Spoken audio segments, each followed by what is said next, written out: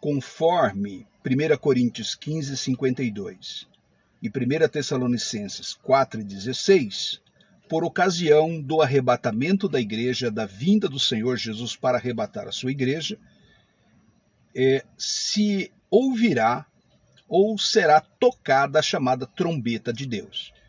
Eu creio que sim, né? Não há sentido nenhum de se tocar a trombeta para que ninguém ouça. Então entendo que os crentes fiéis ouvirão esse som, o alarido, a voz de arcanjo, e portanto serão arrebatados. Aproveito aqui para deixar assim uma curiosidade para você. Essa trombeta do arrebatamento da igreja não tem nada a ver com aquela série de 7 trombetas tocadas por 7 anjos que aparecem lá em Apocalipse 11. Não misture as trombetas, essa é a trombeta de Deus para a igreja, ok? Aquelas são trombetas de juízos.